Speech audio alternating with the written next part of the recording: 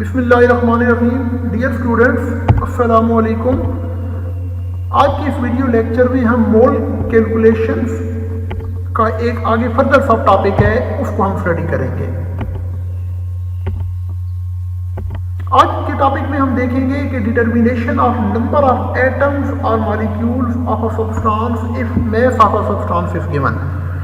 अगर किसी भी न्यूमेरिकल प्रॉब्लम के अंदर आपको किसी भी कंपाउंड या मॉलिक्यूल के नंबर ऑफ एटम्स, आयंस और मॉलिक्यूल्स आपने फाइंड आउट करने हैं और आपको उसका मैस गिवन है, तो गिवन मैस से आप उस कंपाउंड या मॉलिक्यूल के नंबर ऑफ एटम्स, आयंस और मॉलिक्यूल्स कैसे फाइंड करेंगे। इसके लिए सबसे पहले आपको फार्मूला पता होना चाहिए। तो इस सिलसिले में ये इस तरह का न्यूमेरिकल अगर आ जाए तो उसका सोल्यूशन फाइंड आउट करने के दो मेथड हैं, वो मैं आपसे शेयर करना चाह रहा हूँ। इनमें से जो मेथड आपको ईजी लगे वो आप यूज कर सकते हैं। जो आपके पास फर्स्ट मेथड है उसमें हम फार्मूला अप्लाई करते हैं कि नंबर ऑफ एटम्स, आयंस और molecule is equal to number of moles multiplied by Avogadro's number. देखिए, अगर आपको मैस गिवन है या किसी भी कंपाउंड या मॉलिक्यूल के नंबर ऑफ एटम्स, आयंस और मॉलिक्यूल्स गिवन है, दोनों सूरतों में आपको नंबर ऑफ मोल्स का पता होना बहुत जरूरी है। नंबर ऑफ मोल्स पता होंगे तो आप फर्दर कैलकुलेशन कर सकते हैं। तो अगेन यहाँ पे आपको किसी भी कंपाउंड या मॉलिक्यूल का अगर मैस गिवन है और आपने उसके नंबर ऑफ एटम्स, आयंस और मॉलिक्यूल फाइंड करने हैं, तो आपको नंबर ऑफ मोल्स को आप एवोगाड्रो नंबर से मल्टीप्लाई करते हैं तो नंबर ऑफ एटम्स आपके पास निकल आएंगे। तो इसलिए फर्स्ट मेथड में आपको नंबर ऑफ मोल्स पहले कैलकुलेट करना पड़ेंगे, क्योंकि मैस गिवन है तो आप नंबर ऑफ मोल्स कैलकुलेट कर सकते हैं। तो नंबर ऑफ मोल्स कैलकुलेट करने का फार्मूला हम पहले भी पढ़ चुके हैं, given mass of the substance divided by molar mass of the substance. तो इसमें सबसे पहले आपको नंबर ऑफ मोल्स निकालने पड़ेंगे, उसके बाद आपने फिर क्या करना है, इसमें आगे फर्दर फार्मूले के अंदर इनकी वैल्यू पुट कर दें।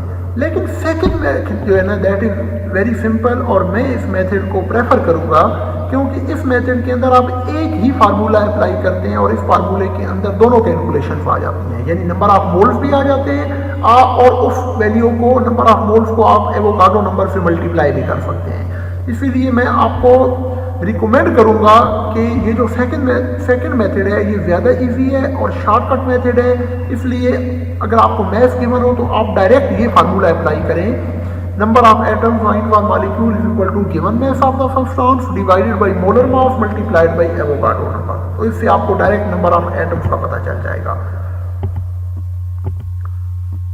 अब हम आते हैं एक्सरसाइज में, एक क्वेश्चन नंबर 14 है, calculate the number of atoms present in each of the following sample. यहाँ पे आपको दो न्यूमेरिकल प्रॉब्लम्स दिए गए हैं जिनमें आपको मैस गिवन है और आपने नंबर ऑफ एटम्स कैलकुलेट करने हैं। तो हम पहले फर्स्ट न्यूमेरिकल को देख लेते हैं। इसके अंदर 23 gram of sodium have been given. आपको सोडियम के 23 ग्राम गिवन है, यानी मैस ऑफ सोडियम गिवन है। तो इसका आप डाटा बनाएंगे। डाटा में सबसे पहले हम लिखेंगे given mass of sodium that is 23 gram and number of atoms of sodium हमने कैलकुलेट करने हैं। तो अब आप फार्मूला अप्लाई करें, number of atoms of sodium is equal to given mass of sodium divided by molar mass multiplied by Avogadro's number. इस फार्मूले के अंदर अब आप वैल्यू पुट कर दें तो आपके पास डायरेक्ट आंसर आ जाएगा। इसके लिए पहले आप सोडियम का मोलर मैस निकाल लें। तो मोलर मैस क्योंकि हमें फार्मूले में रिक्वायर्ड है, लिहाजा आप सोडियम का मोलर मैस निकालें। Molar mass of sodium is equal to 1 mole of sodium that is 23 gram, और ये आपको पीरियोडिक टेबल से पता चलेगा।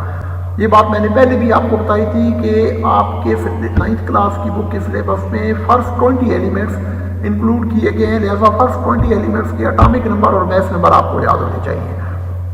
लेकिन अभी फेडरल बोर्ड ने जो अपना नया पेपर पैटर्न दिया है उसके अकॉर्डिंग एटॉमिक नंबर और मैस नंबर बच्चों को पेपर में गिवन होंगे। यानी ये जब पेपर होगा तो देखा जाएगा, लेकिन it's more appropriate, it's more convenient कि आप फर्स्ट 20 एलिमेंट्स के एटॉमिक नंबर और मैस नंबर याद कर लें। इनको याद करना कोई इतना मुश्किल नहीं है। अगर 2-3 एलिमेंट्स एटम्स के एटॉमिक नंबर भी आप डेली याद करें तो आप एक हफ्ते के अंदर ये याद कर सकते हैं। अब आप फार्मूले के अंदर वैल्यू पुट करें। 23 आपके पास गिवन मैस है और इसका मोलर मैस भी 23 है और इसको एवोगाड्रो नंबर से आप मल्टीप्लाई कर दें तो आपके पास रिक्वायर्ड आंसर निकल आएगा, that is 6.022 into 10 power 23 atoms. इसका मतलब यह है कि 23 ग्राम ऑफ सोडियम के अंदर 6.022 into 10 power 23 atoms of sodium are present. Next numerical है हमारे पास